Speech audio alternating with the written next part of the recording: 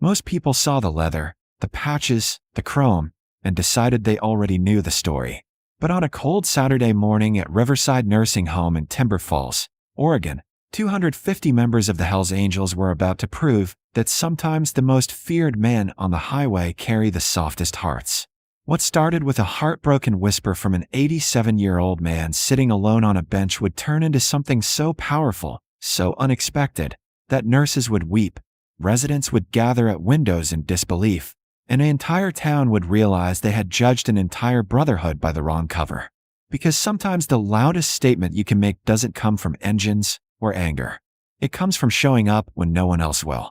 3 weeks earlier, Marcus Grave Holloway had pulled his Harley into the parking lot of Riverside Nursing Home for a reason that had nothing to do with motorcycles or brotherhood. His uncle, a former Navy man named Raymond Holloway, had been living there for 6 months after a stroke left him unable to care for himself, and Marcus tried to visit every few weeks when his riding schedule allowed it. The building was plain, institutional, the kind of place that smelled like disinfectant and reheated meals, where fluorescent lights hummed too loud and wheelchairs lined hallways like forgotten centuries. Marcus was a massive man, 6'4" with a beard that reached his chest and arms covered in ink that told stories most people didn't ask about. The Hells Angels patch rode his back like a second spine, and when he walked through the lobby that afternoon, conversations died mid-sentence. A nurse clutched her clipboard. An elderly woman pushed her walker a little faster toward her room. He found his uncle in the common area, asleep in a recliner with a blanket pulled to his chin, and Marcus sat beside him quietly, content to let the old man rest. The television played a muted football game. A few other residents stared blankly at the screen or dozed in their chairs. And that's when Marcus noticed the man on the bench near the window. He was small, thin, with white hair combed carefully to one side, and a cardigan buttoned all the way up despite the warmth inside. His hands rested on a wooden cane, and he was staring out at the parking lot with an expression Marcus recognized immediately. Loneliness. The kind that settled deep and permanent. Marcus didn't plan to speak to him. He wasn't there to make friends. But when the old man's gaze shifted and their eyes met, something unspoken passed between them. The man's face softened slightly, then crumpled, and before Marcus could look away, tears began sliding down the weathered cheeks. Marcus hesitated, then stood and walked over slowly, his boots heavy on the linoleum. "You all right, sir?" The old man wiped his face quickly, embarrassed. "I'm sorry. I didn't mean to bother anyone." Marcus lowered himself onto the bench, the wood creaking under his weight. "You're not bothering me." For a moment, neither spoke. Then the man exhaled shakily and said, "It's my daughter. She won't visit." Marcus didn't interrupt. He just waited. "Her name is Sarah," the old man continued, voice barely above a whisper. "She lives 20 minutes away. I call her every week. Leave messages. Send letters." He paused, staring at his hands. "She hasn't come to see me in 8 months." Marcus felt something tighten in his chest. "You know why?" The man shook his head. "I've asked myself that 1,000 times. Maybe I wasn't a good enough father. Maybe she's just busy. Or maybe," his voice cracked, "maybe she's waiting for me to die so she doesn't have to feel guilty anymore." The words hung in the air like smoke. Marcus looked around the room at the other residents, some sleeping, some staring at nothing, and realized that most of them probably had similar stories. Children who stopped calling, families who found reasons not to visit, lives that had narrowed to hallways and mealtimes and waiting. "What's your name?" Marcus asked quietly. "Albert. Albert Porter." Marcus extended a calloused hand. "Marcus Holloway. People call me Grave." Albert shook it gently, his grip weak but sincere. "That's an unusual name. Earned it a long time ago," Marcus said. "Long story." Albert managed a faint smile. "I've got nothing but time." So Marcus told him about the brotherhood, about the road, about the life he built on loyalty and miles and showing up when it mattered. And Albert listened, his eyes brightening slightly, as if the conversation itself was a kind of medicine. Before Marcus left that afternoon, he asked Albert when his birthday was. "Next month," Albert said. "December 10th. I'll be 88. Marcus nodded slowly. "You got any plans?" Albert's smile faded. "Same as every year. Alone." Marcus stood, adjusting his vest. "We'll see about that." Albert looked confused, but Marcus was already walking toward the exit. his mind already working, already making calls in his head. Because if there was one thing the Brotherhood understood, it was showing up for people who had been forgotten. And by the time Marcus's bike roared out of the parking lot, the idea was already taking shape. Something bigger than a visit. Something Albert Porter would never forget. The call went out 3 days later through encrypted channels, group texts, and late-night phone conversations that stretched across Oregon, Washington, and Northern California. Marcus Grave Holloway didn't ask for favors often, and when he did, brothers listened. The message was simple. Elderly man, 88th birthday, daughter won't visit, lives alone in a nursing home. We're going to change that. At first, a few writers confirmed. Then a dozen. Then chapters started coordinating, and suddenly the number climbed past 50, then 100, then more. Some were planning to ride 3 hours. Others were coming from different states. But the reason was the same across every message thread, because no one, especially someone who had lived 88 years, should spend their birthday forgotten. Marcus kept Albert in the dark. He visited twice more over the following weeks, sitting with the old man, listening to stories about Albert's time as a schoolteacher, about his late wife Margaret who had passed 6 years earlier, about his daughter Sarah, who had once been his whole world before distance, resentment, or something unspoken had grown between them like a wall. I don't blame her, Albert said one afternoon, his voice tired. Maybe I wasn't what she needed. Marcus didn't argue. He just listened. And each time he left, he felt the weight of Albert's loneliness settle a little heavier on his own shoulders. December 10th arrived cold and gray, the kind of Pacific Northwest morning where fog clung to the trees and dampness seeped through jackets.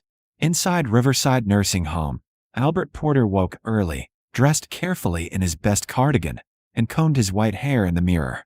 He told himself it didn't matter that no one would visit. Birthdays were just another day. But when he made his way to the common area for breakfast, one of the nurses, a young woman named Beth, smiled at him in a way that felt different. Warmer. Like she knew something. "Happy birthday, Mr. Porter," she said gently. "Thank you," Albert replied, surprised she'd remembered. "You might want to stay near the window today," Beth added, her smile widening. Albert frowned, confused, but took his usual seat on the bench. The fog outside was thick, the parking lot barely visible. And for a while, nothing happened. Then, faintly, a sound began to rise in the distance. A low rumble, deep and rhythmic, growing steadily louder. Albert tilted his head, listening, unsure what it was. Thunder, maybe, or construction equipment. But the nurses knew. They had gathered near the glass, some with hands over their mouths, others already tearing up. The rumble became a roar. And suddenly, the fog seemed to part as the first motorcycles rolled into view. 1, then 5, then 20, then an endless stream of chrome and leather and flashing headlights pouring into the parking lot like a mechanical river. Engines thundered in perfect unison, the sound shaking the windows, rattling the walls, filling every corner of the building with a power that was impossible to ignore. Albert stood slowly, gripping his cane, his mouth falling open. More bikes kept coming. 50, 100, 200. They filled every available space, lining up in precise rows, their riders dismounting in coordinated silence. All of them wearing the same patch. Hell's Angels. The other residents had gathered at the windows now, faces pressed to the glass, some crying, others laughing in disbelief. Even the staff stood frozen, watching something none of them had ever witnessed. And then the front doors opened. Marcus Grave Holloway stepped inside first, his boots echoing on the tile, his presence filling the lobby. Behind him, a line of riders followed, their vests dark against the fluorescent lights, their expressions calm but purposeful. Marcus walked straight to Albert, who stood trembling beside the window, tears streaming down his face. "Happy birthday, Albert," Marcus said quietly. Albert couldn't speak. He just shook his head in disbelief as Marcus gestured toward the parking lot. "There's 250 brothers out there who wanted to make sure you didn't spend today alone." One by one, the riders began filing inside. Each one stopped in front of Albert, shook his hand, wished him a happy birthday. Some brought cards. Others brought small gifts, a model motorcycle, a leather keychain, a vintage cap. But mostly, they brought presents. They brought witness. The line stretched through the lobby, down the hallway, out into the cold morning air. It took nearly 2 hours for every rider to pay their respects, and Albert stood through all of it, shaking hands, wiping tears, whispering thank yous that barely made it past his throat. The other residents watched in awe. Some joined the line, wanting to meet the bikers, wanting to feel part of something larger than the small routines that had become their lives. And when the last rider had greeted Albert, Marcus placed a hand on the old man's shoulder. "You're not forgotten," he said. "Not today. Not ever." Albert looked up at him, his voice breaking. "Why? Why would you do this for me?" Marcus glanced toward the window, toward the sea of motorcycles and men who had ridden hours just to show up. "Because family isn't just blood. It's who stands beside you when everyone else walks away." Outside, the engines began to rumble again, a final salute before the long ride home. But inside, something had shifted, not just for Albert, but for everyone watching. The sound of 250 motorcycles pulling out of Riverside Nursing Home that morning echoed through Timber Falls like distant thunder, fading slowly as the last riders disappeared down the fog-soaked highway. But inside the building, the silence that followed felt different than before. Warmer, fuller, as if the air itself had been changed by what just happened. Albert Porter stood at the window long after the final bike vanished, his hands still resting on the glass, his reflection blurred by tears he didn't bother wiping away. Around him, residents lingered in the common area, talking quietly, smiling, some still holding the cards and small gifts the bikers had left behind. The staff moved through the room with softer steps, their usual efficiency replaced by something gentler. Beth, the young nurse, approached Albert carefully and touched his arm. "Mr. Porter, there's someone here to see you." Albert turned slowly, confused. "What?" She nodded toward the entrance, and Albert's breath caught.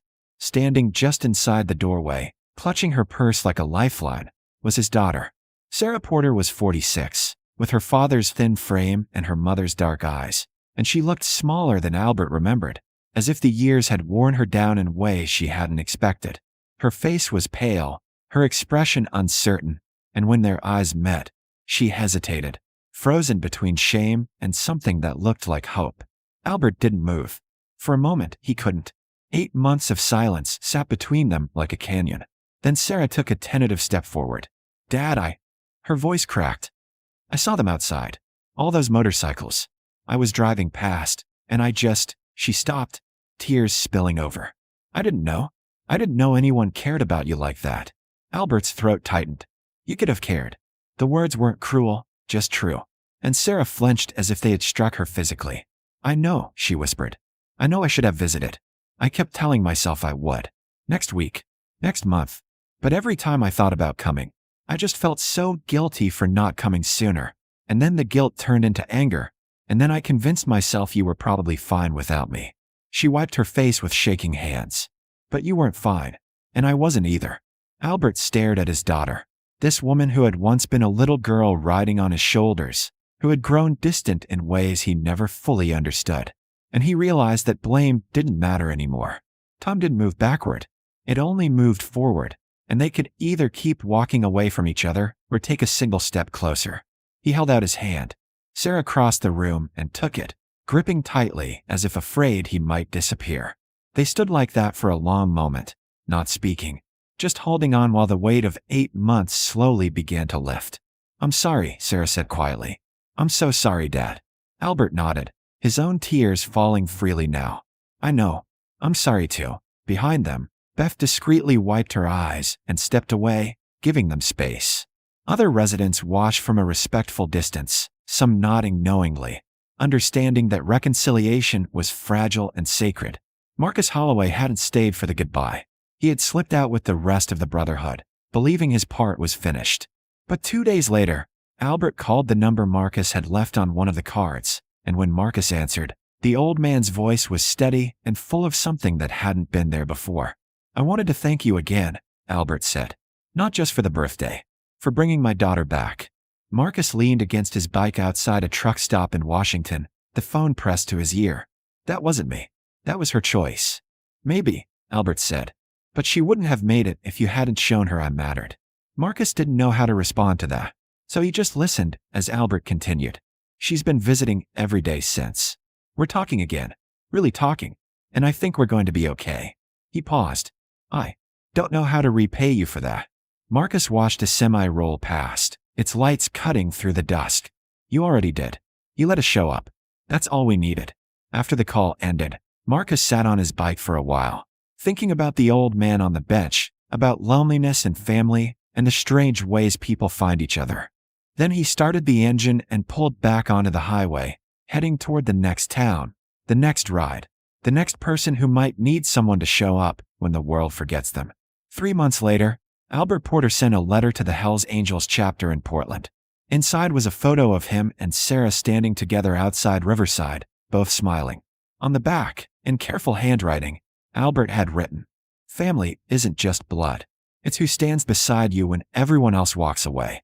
The letter was pinned to the clubhouse wall, where it stayed for years, a reminder that the most important rides aren't always measured in miles. Sometimes they're measured in moments, in showing up, in making sure no one spends their birthday alone. And in Timber Falls, Oregon, the story of the day 250 Hells Angels rode into a nursing home became legend, not because of the noise or the spectacle, but because of what it proved. That beneath the leather and the patches and the thunder of engines beat hearts that understood something the rest of the world often forgot. Everyone deserves to be seen. Everyone deserves to matter. And sometimes it takes the most unexpected people to remind us that love, in the end, is just showing up.